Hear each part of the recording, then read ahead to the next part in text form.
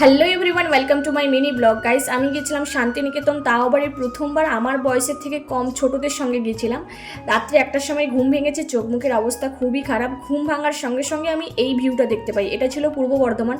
আমার দারুণ লেগেছিল ভিউটা।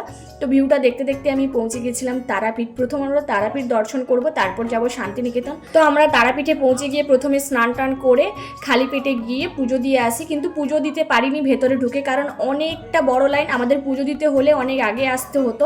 আমরা যখন পৌঁছে গেছিলাম তখন যদি চলে যেতাম তাহলে হয়তো পুজো দিতে পারতাম, কিন্তু তখন কি করে হবে, কারণ আমরা তখন স্নান টান করিনি। তাই ভেতরে ঢুকে আর পুজো দেওয়া হয়নি। বাইরে থেকে ব্রাহ্মণ মশাই বলেছিল, পুষ্পাঞ্জলি দিয়ে দিয়েছি। আর এই মালাটা কিনেছিলাম জানি আমি ঠাকুরের কাছে দেবো, কিন্তু দুর্ভাগ্যের বিষয় ঠাকুরকে আমি সামনাসামনি দিতে পারিনি, তো ব্রাহ্মণের হাতে দিয়ে দিয়েছি, উনি দিয়ে দেবেন বলেছে। আর এই ছিল তারাপীঠের পুকুর পাড়টা। আমার দারুণ লেগেছিল, মানে এত ভিড়ের মাঝেও এই পুকুর পাড়টা কেন জানি না আমার কি শান্তি শান্তি লাগছিল। আর এইদিকে আমার আর বোনের হাতে দিয়ে দিয়েছে তারাপীঠের প্রসাদ। এটা ছিল রসগোল্লা। আমি হাফ নিয়েছি, ও হাফ নিয়েছে। এরপর তারাপীঠের একটা নেক্সট সিক্রেট জায়গা তোমাদের সঙ্গে শেয়ার করব। কারা কারা তারাপীঠ এসছো কমেন্টে কিন্তু জানাও।